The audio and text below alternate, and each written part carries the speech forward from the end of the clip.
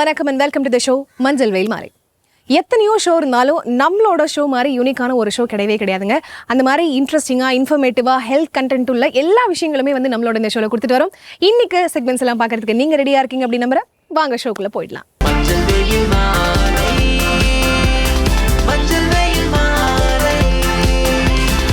நம்ம ஷோட first segment யோகாசனம்.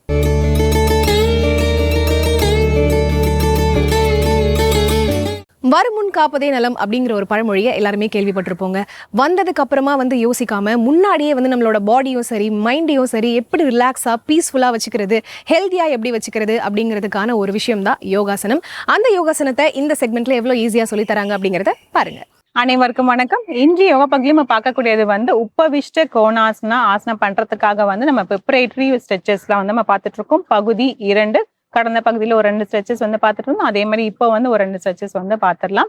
அதுக்கு முன்னாடி வந்து நம்ம பத்த கோணாசனா, அதாவது பட்டர்ஃப்ளை போஸ்ன்னு சொல்லக்கூடாது. இது முக்கியமா வந்து பண்ணியாகணும். இந்த ஆசனாக்கு மட்டும் இல்லை, எல்லா ஆசனாக்குமே நம்ம டெய்லி ப்ராக்டிஸ்ல வந்து எப்படி வந்து நம்ம வந்து சூரிய நமஸ்காரம்லாம் பண்றோமோ, சூரிய நமஸ்காரம் அதுக்கப்புறம் ஒரு சில ஸ்ட்ரெச்சஸ்லாம் பண்ணிட்டு அதுக்கப்புறம் தான் நம்ம ஆசனாஸ்க்குலாம் போற மாதிரி இருக்கும். அதுல இந்த பத்த கோணாசனா கண்டிப்பா வந்து ப்ராக்டிஸ்ல இருக்கணும். நல்ல கால் எவ்வளோ உள்ள தள்ளி வைக்க முடியுமோ அவ்வளோ உள்ள தள்ளி வச்சுட்டு கைகள் கோத்துட்டு முதுகு தண்டை நல்லா நேராக ஆக்கிட்டு அப்படியே வந்து இந்த மாதிரி வந்து ஃபிளாப் பண்ண போகிறோம். எந்த அளவுக்கு கால் நல்லா கீழே போதும் அந்த அளவுக்கு வந்து இந்த இடம் வந்து நமக்கு ஓப்பன் ஆகிடும். இது பேர் வந்து கிராயின் ஏரியா. இந்த கிராயின் ஏரியா வந்து நல்லாவே வந்து நமக்கு ஓப்பன் ஆகிடும். நல்லா வந்து இப்படி ஃபிளாப் பண்ணும். இதெல்லாம் வந்து நம்ம எவ்வளோ நேரம் வேணாலும் பண்ணலாம்.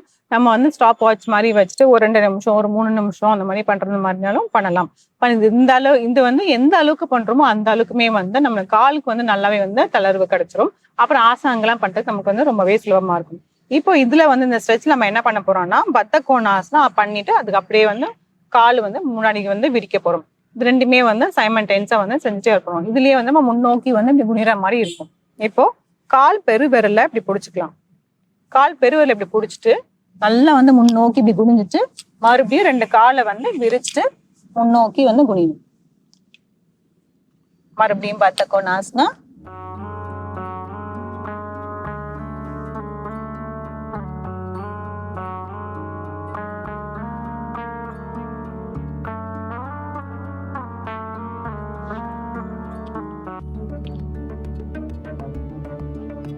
இந்த மாதிரி தொடர்ந்து டைனமிக்கா செஞ்சுட்டே வரும்போது பாத்தீங்கன்னா அதனோட அந்த ஃபோர்ஸோட பண்ணும்போது பாத்தீங்கன்னா நல்லாவே நம்மளோட உடல் வந்து முன்னோக்கி வந்து போயிடும். நம்ம அப்ப வந்து உபவிஷ்ட கோணாசனா பண்றதுக்கு ரொம்பவே வந்து சுலபமா இருக்கும்.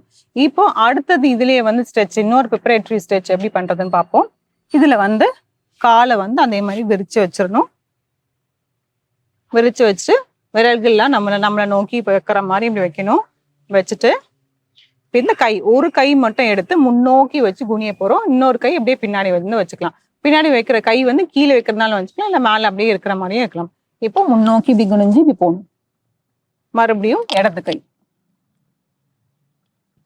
இப்படி தொடர்ந்து வந்து செஞ்சுட்டே இருக்கணும். இது செய்யும் போது பாத்தீங்கன்னாலே இந்த இடத்துல வந்து நமக்கு நல்லாவே வந்து ஒரு இழிவுத்தன்மை வந்து நமக்கு ஏற்படும். அப்படி இருந்தா அது கரெக்டுன்னு அர்த்தம். அதே நேரத்துல இந்த கால் பொசிஷன் வந்து மாத்தக்கூடாது. இப்படி வச்சுட்டீங்கன்னா வேற இடத்துல வந்து வலிக்க ஆரம்பிச்சிடும் உங்களுக்கு. அதனாலதான் எப்பவுமே என்ன சொல்றது இந்த பக்கம் இப்படி வைக்கணுங்கிறது. இப்போ முன்னோக்கி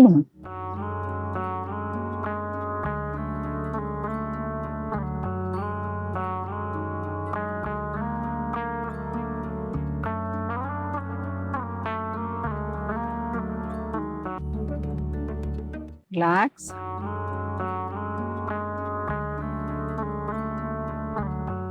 இந்த மாதிரி கொஞ்சம் ஃபோர்ஸ் கொடுத்துட்டே வந்து பண்ணும்போது பாத்தீங்கன்னா ரொம்பவே ஈஸியா இருக்கும். இப்போ நம்ம ஆசனாக்கு போயிடலாம். உபவிஷ்ட கோணாசனா. இதுலயே வந்து ஒரு 2 விதம் இருக்கு. அப்படியே கைகள் இப்படியே கொண்டு போயிட்டு நல்லா நேரா வந்து இப்படி ஆக்கிடலாம். கால் நல்லா விரிச்சு வச்சுட்டு கைகள் கொண்டு போயிட்டு பெருவிரலை பிடிச்சி நல்லா வந்து உங்க தாடியை வந்து கொஞ்சம் கீழே கொண்டு வந்து வைக்கணும்.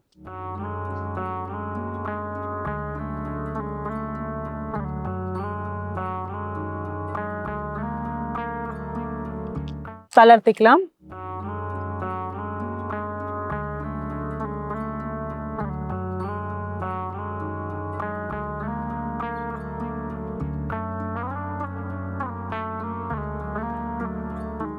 ஒவ்வொரு ஆசனாக்குமே வந்து அது பண்ணணும்னா எடுத்த எடுப்பில் அப்படியே பண்ணிட முடியாது. அதுக்கு முன்னாடி வந்து இந்த ப்ரிப்பரேட்டரி ஸ்ட்ரெச்சஸ்லாம் பண்ணிட்டு பண்ணோம்னா ரொம்ப ஈஸியாக இருக்கும். அதுக்கும் வந்து நம்ம இன்டிமேட் ஆசனாஸ், அட்வான்ஸ் ஆசனாஸ்லாம் அப்படியே டேரெக்டாக வந்து நம்ம போகக்கூடாது. இந்த மாதிரி எல்லாமே பயிற்சிகள்லாம் செஞ்சுட்டு பண்ணும்போது பார்த்தீங்கன்னா அது ஈஸியாக இருக்கும். அப்போ நம்ம உடலுக்குமே வந்து எந்த இடத்துலையுமே வந்து அந்த பிடிப்புலாம் வந்து ஏற்படாது.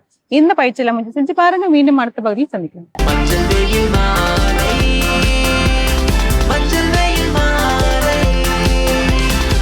நம்ம ஷோட நெக்ஸ்ட் செக்மெண்ட் இங்கிலீஷ்ல பேசலாம். எல்லாருக்குமே அவங்களோட தாய்மொழி அளவுக்கு இங்கிலீஷையும் பேசணும் அப்படிங்கிற ஒரு ஆசை இருக்கும். ஸோ அந்த ஆசையை நிறைவேற்றுறதுக்கான ஒரு செக்மெண்ட் தான் நம்மளோட இந்த இங்கிலீஷ்ல பேசலாம் செக்மெண்ட். இவர் இன்னைக்கு என்ன சொல்லிக் கொடுக்க போறாரு அப்படிங்கிறத பார்க்க ரெடியா இருக்கீங்களா? வாங்க. ஹலோ ஃப்ரெண்ட்ஸ், இன்னைக்கு நம்ம இங்கிலீஷ்ல பேசலாங்கிற நிகழ்ச்சியில புதுசா என்ன பார்க்க போறோம் அண்ட் ஆல்ரெடி என்ன பார்த்துட்டு இருக்கோம் அப்படிங்கிற ஒரு சின்ன நினைவூட்டலோட இன்னைக்கான கிளாஸ் ஸ்டார்ட் பண்ணிடலாம். ஸோ நினைவூட்டல் அப்படிங்கிறது எதுக்காக, நம்ம ஆல்ரெடி எங்க முடிச்சோமோ எங்க ஸ்டாப் பண்ணமோ அதை நம்ம என்ன பண்ண போறோம், கண்டினியூ பண்ண போறோம் இல்லையா? ஸோ அதுதான் நமக்கு நினைவூட்டல் அப்படிங்கிறது. அப்படி ரீகால் பண்ணும்போது நமக்கு என்ன ரீகலெக்ட் பண்ணும்போது நிறைய ஐடியாஸ் நமக்கு கிடைக்க போறோம், சரிங்களா? ஸோ அதன் அடிப்படையில நம்ம எதை பத்தி பார்த்துக்கிட்டு இருந்தோம், காலங்கள், டென்சஸ் அப்படிங்கிற ஒரு விஷயத்த பார்த்தோம். இந்த டென்சஸ் காலங்கள் அப்படின்னு கொண்டு வரும்போது எப்படி கொண்டு வராங்க அப்படிங்கிறது தான். ஒரு டென்ஸ் எடுக்கும் போது it has 12 kinds of tense இல்லையா? ஒவ்வொரு டென்ஸ்லயும் ஒவ்வொரு விஷயங்கள் இருக்கு. ஸோ 12 கைண்ட்ஸ் ஆஃப் டென்ஸ்னா 12 கைண்ட்ஸ் ஆஃப் ரூல்ஸ் இருக்கு. அந்த ஒவ்வொரு ரூல்ஸையும் ஒவ்வொரு பேர் அதேர் பண்ற மாதிரி இருக்கும். அதாவது கரெக்டா ஒவ்வொன்றுத்துக்கும் சொல்ற மாதிரி. Okay ma'am, tense is a rule base. So rule கொடுத்தா மட்டும் போதுமா? ஸோ ரூல் வச்சு நம்ம ஃபார்மேஷன் பண்ணலாமா அப்படின்னு கேட்டீங்கன்னா தாராளமா பண்ணலாம். பட் அந்த ரூல் பேஸ்ட் வரும்போது சென்டென்ஸ் ஃபார்மேஷன், வாக்கிய அமைத்தல் அப்படிங்கிறது ரொம்ப முக்கியம். அந்த வாக்கியத்தை நீங்க அமைக்கிறீங்கன்னும் போது சப்ஜெக்ட் எப்படி வரும், வேர்ப் எப்படி வரும், ஆக்ஷன் எப்படி வரும் அப்படிங்கிற எல்லாத்தையுமே கம்பைன் பண்ணலாம், சரிங்களா? ஸோ அப்படி வரும்போது ஒவ்வொரு சப்ஜெக்ட் அண்ட் ஒவ்வொரு வேர்ப், ஒவ்வொரு ஆப்ஜெக்டோட ஒவ்வொரு சென்டென்சஸ் அமையும் போது நமக்கு எப்படி இருக்குன்னா கொஸ்டின் அண்ட் ஆன்சர்ஸ் பேஸ்ல நமக்கு கூட இருக்கலாம். இல்ல அவங்க கேட்கிற சென்டென்ஸ்க்கே நம்ம திரும்ப வேற ஒரு சென்டென்ஸ் கொடுக்குற மாதிரி, அதாவது அந்த சென்டென்ஸ்க்கு ஆப்டான மாதிரி நம்ம கொடுக்குற மாதிரி இருக்கலாம், சரிங்களா? ஸோ ஒரு சென்டென்ஸ் அமைக்க ரூல் மட்டும் இருந்தா போதுமானா கண்டிப்பா ஆக்ஷனுங்கிறவர் வேணும். ஏன்னா ஆக்ஷன் என்ன பண்ணுவாருன்னா சப்ஜெக்ட்டுக்கும் இன்ஸ்ட்ரக்ஷன் கொடுப்பாரு, பின்னாடி வர ஆப்ஜெக்ட்டுக்கும் இன்ஸ்ட்ரக்ஷன் கொடுப்பாங்க. ஏன்னா அவங்க ரெண்டு பேரும் சேர்ந்து என்ன பண்ற மாதிரி இருக்கும், ஒரு கம்ப்ளீட் சென்டென்ஸ் என்ன பண்ற மாதிரி இருக்கும், கொண்டு வர மாதிரி இருக்கும், சரிங்களா? ஸோ அப்படி இருக்கும்போது இன்னைக்கான டென்ஸ் என்ன, ரூல் என்ன, எந்த மாதிரி ஒர்க் ஃபார்ம், எப்படி எழுதலாம், எப்படி பேசலாம்னு சொல்லி தருவாங்க. ஸோ இன்னைக்கான டென்ஸ் வந்து present continuous tense.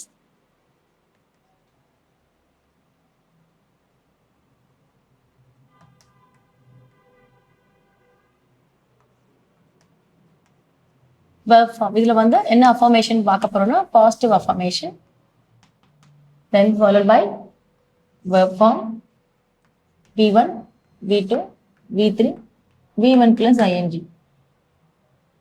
So V1 வரும்போது which is indicate present, V2 past, V3 வந்து past participle.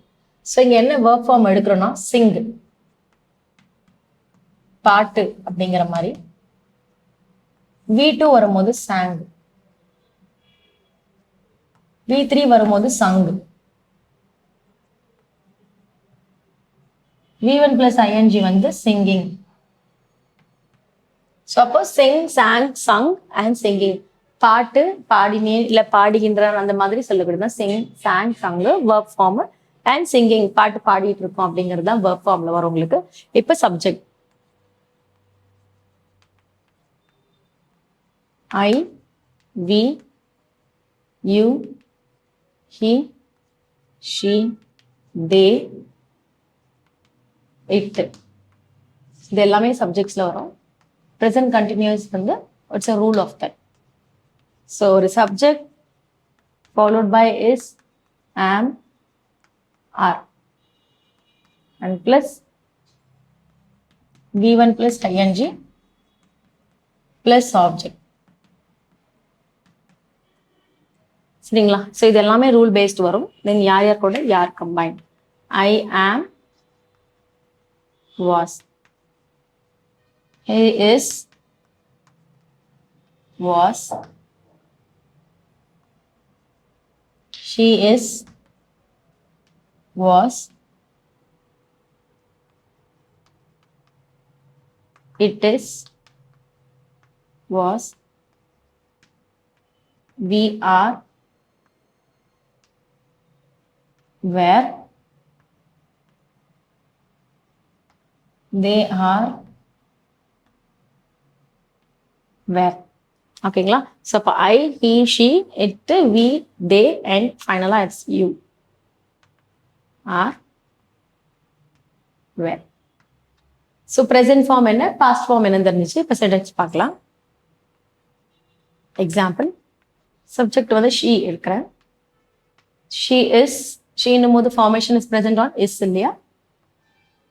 வேர்ப் ஃபார்ம் வந்து singing. She is singing a song. So அப்போ ஒரு பாட்டு பாடிட்டு இருக்கா அப்படிங்கிறதான் she is singing a song. அவள் ஒரு பாடலை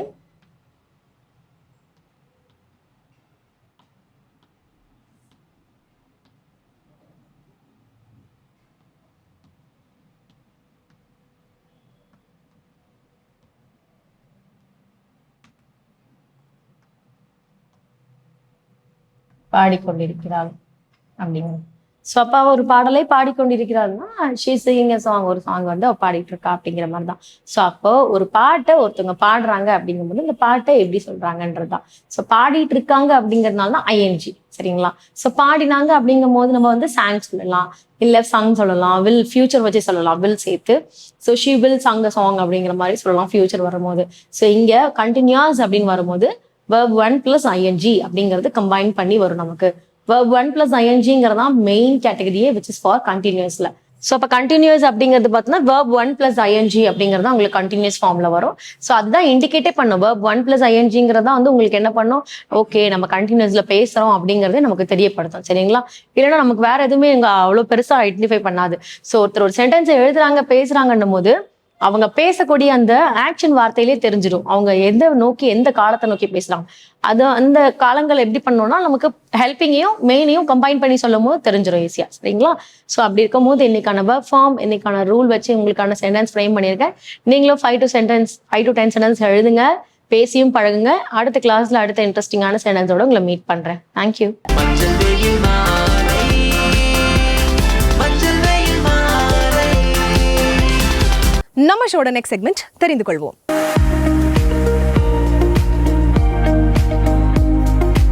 நம்மளோட இந்த தெரிந்து கொள்வோம் செக்மெண்ட்ல ஒவ்வொரு நாளும் டிஃப்ரெண்டான நிறைய விஷயங்கள் பார்த்துட்டு வரோம். இன்னைக்கு இவர் என்ன சொல்ல போறாரு அப்படிங்கறத பார்க்க ரெடியா இருக்கீங்களா? வாங்க பார்க்கலாம். வசன் டிவி ரசிகர்களுக்கு வணக்கம். இன்னைக்கும் நம்மளுடைய தெரிந்து கொள்வோம் நிகழ்ச்சியில தெரியாத பல விஷயங்கள் தான் தெரிஞ்சுக்க போறோம். நாசா பெரிய ரிசர்ச்ல இருந்தாங்க. மார்ஸ்ல போய் ஹியூமன்ஸ் வாழணும் அப்படின்னா அதுக்கு உண்டான பிரஷரை ஹியூமன்ஸால தாங்க முடியுமா அப்படின்ற மாதிரி ஒரு கேள்வி வந்துச்சு. இதுக்கு ஹியூமன்ஸ் அடாப்ட் ஆக முடியுமா அப்படின்ற மாதிரி ஒரு கேள்வி இருந்துச்சு. அதுக்காகவே இந்த 30 அடி ஆழத்துல இருக்கக்கூடிய ஒரு தண்ணியில முடிஞ்ச அளவுக்கு எவ்வளவு நாள் சஸ்டெயின் ஆக முடியும் அப்படின்னு பார்க்கலான்னு ஃபுல்லாகவே ஜோசப் அப்படின்ற ஒருத்தரை வச்சு ரிசர்ச் பண்ணலான்னு இறக்கி விட்டுருக்காங்க. அவரும் கிட்டத்தட்ட ஒரு குறிப்பிட்ட ஸ்பேன் வரைக்கும் உள்ள இருந்துட்டு வெளியே வந்திருக்காரு. அப்போ பார்த்தா எல்லாருக்கும் ஷாக். என்னன்னா பயாலஜிக்கல் ஏஜ் அவரோடது ரிவர்ஸ் ஆயிருக்கு அப்படின்னு. இப்போ அவருக்கு ஒரு 45 வயசுன்னு வச்சுக்கோங்க. அவர் உள்ள போயிட்டு வந்ததுக்கு அப்புறம் அவருடைய தோற்றம் என்னதான் அப்படி இருந்தாலுமே பயாலஜிக்கலா அவருடைய வயசு கம்மியா இருக்கு அப்படின்ற மாதிரியான விஷயத்த கண்டுபிடிச்சிருக்காங்க. கிட்டத்தட்ட 10 வயசுக்கு மேல கம்மியா இருக்கு அப்படின்ற மாதிரியான விஷயம் வெளியே வந்திருக்கு.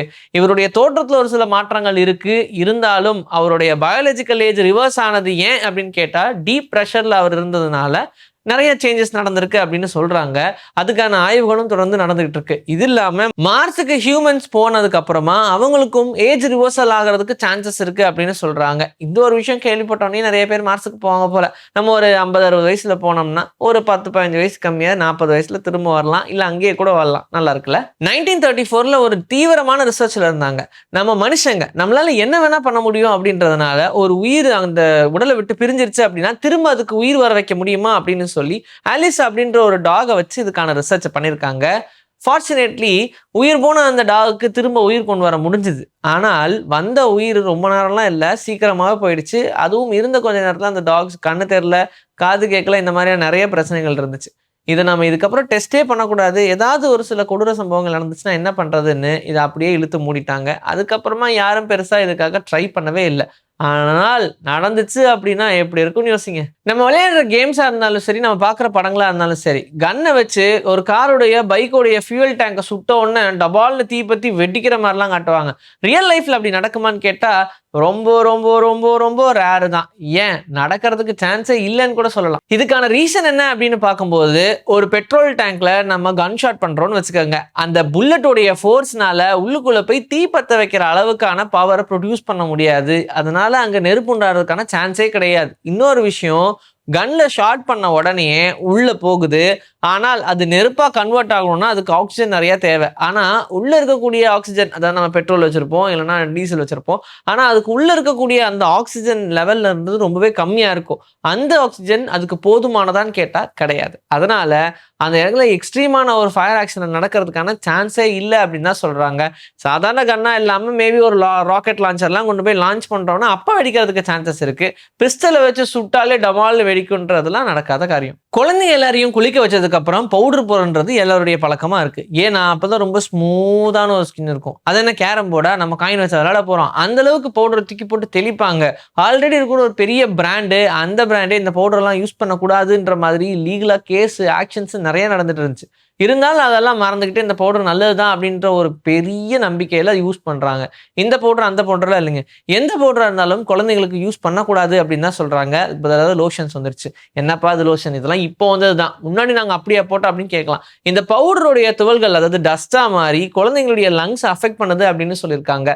அது மட்டும் இல்லாம இதுல தேவையில்லாத நிறைய கெமிக்கல்ஸ் இருக்கிறதுனால ஆட்டோமேட்டிக்கா குழந்தைங்களுடைய ஸ்கின்ல ரேஷஸ் வருது, இல்லைன்னா அன்இவனா ஸ்கின்ல நிறைய பிரச்சனைகள் வருது அப்படின்னு சொல்லி தொடர்ந்து வளர்ந்துகிட்டே இருக்கான். அதனால இப்ப நிறைய டாக்டர்ஸ் இந்த பவுடரை யாருக்குமே ரெக்கமெண்ட் பண்றது கிடையாது. வேணும்னா லோஷன்ஸ் யூஸ் பண்ணிக்கங்க அப்படின்னு தான் சொல்றாங்க. ஜப்பான்ல பெட் அனிமல்ஸ் அப்படின்றது ரொம்ப அதிகம். அவங்க அங்க குழந்தைகளே பெத்துக்கிறது கிடையாது அப்படின்னு சொல்றாங்க. என்னது அப்படின்னு கேட்டா, குழந்தைகளை பெத்தெடுக்கணும், அதுக்கப்புறம் வளர்க்கணும், ஆளாக்கணும், அவங்களுக்குன்னு எக்ஸ்பென்ஸ் இருக்கு, இந்த மாதிரிலாம் நிறைய கமிட்மெண்ட்ஸ் இருக்குல்ல. இந்த கமிட்மெண்ட்ஸுக்கு பயந்துகிட்டு நிறைய பேர் குழந்தைய பெத்துக்கிறதே இல்லையா. ஆனா அங்க போய் யார்ட்டையாவது கேட்டோம்னா, எனக்கு குழந்தைங்களோட பெட்ஸ் தான் ரொம்ப பிடிக்கும், குழந்தைய நம்ம பெற்றுக்கிட்டோம்னா பெட்டை சரியா வளர்க்க முடியாது, எனக்கு பெட்டு தான் முக்கியம் அப்படின்னு சொல்லி பெட்டை தான் அதிகமாக வளர்த்துட்டு இருக்காங்களாம். 10ல் ஏதோ 2-3 பேர் வேணா குழந்தை பெற்றுப்பாங்களே தவிர்த்து மீதம் இருக்கக்கூடிய 7-8 பேர் டெஃபினட்டா பெட்டே போதும் அப்படின்னு சொல்லி வாழ ஆரம்பிச்சிட்டாங்களாம். இதனால பாப்புலேஷன் பயங்கரமா அடி வாங்குது. நாய்க்குட்டி பூனைக்குட்டிகளை வச்சு நாங்கள் எவ்வளோ தான் வருமானம் பண்றது அப்படின்ற மாதிரி இப்போ கவர்மெண்ட்டே சீக்கிரமா குழந்தை பெற்றுக்குங்கப்பா அப்படின்னு கம்பல் பண்ற ரேஞ்சுக்கு கொண்டு வந்துட்டாங்க. இன்னும் போக போக நிலைமை எந்த அளவுக்கு வேர்ஸ் ஆக போகுது அப்படின்னு புரியல. உலகத்தில் இருக்கக்கூடிய எல்லா அனிமலும் சகம் தான் அப்படின்னு சொல்லுவாங்க. எல்லாமே எல்லா அனிமல்களால பண்ண முடியும். இப்போ ஒரு சில டைம் நம்மளுடைய பலம்னா நம்ம பலத்தை விட ரொம்ப அதிகமாக கோரிலா நம்ம நடக்கிற மாதிரி அதுவும் பண்ணும், சிம்பான்சி இதுவும் நம்மள மாதிரியே யோசிக்கும் பண்ணும். இந்த மாதிரி மனிதனுடைய செயல்திறன் எல்லாமே இருக்கு. ஆனால் ஒரே ஒரு விஷயம் இந்த உலகத்தில் இருக்கக்கூடிய எந்த ஒரு ஜீவராசினாலையும் பண்ண முடியாது, அது மனிதன் அப்படின்ற ஒரே ஒரு அனிமல் தான் பண்ண முடியும் அப்படின்னு கேட்டோம்னா அதான் வெக்கப்படுறது ஹியூமன்ஸால மட்டும்தான் பண்ண முடியுமே தவிர்த்து வேற எந்த அனிமல்ஸாலையும் பண்ண முடியாது அப்படின்னு சொல்றாங்க. அதனால இந்த ஒரு விஷயத்துல ஹியூமன்ஸ் தனித்துவமா இருக்கும், பெருமையா இருக்குல்ல. இன்னைக்கு நம்மளுடைய தெரிந்து கொள்வோம் நிகழ்ச்சியில தெரியாத பல விஷயங்கள் தெரிஞ்சுக்கிட்டோம். இதே மாதிரி சூப்பரான கண்டென்ட்டோட உங்களை நான் சந்திக்கிறேன். This is bye from Vijayashree. Take care. Finally நம்ம ஷோட எண்டுக்கு வந்தாச்சு. இன்னைக்கு நம்மளோட ஷோல பார்த்த எல்லா செக்மெண்ட்ஸுமே உங்களுக்கு ரொம்ப பிடிச்சிருக்கும் அப்படின்னு நினைக்கிறேன். இதே மாதிரி ஒரு சூப்பரான எபிசோட மீண்டும் சந்திப்போம். Until then, it's bye from Farita and Manjil Veil Mali team.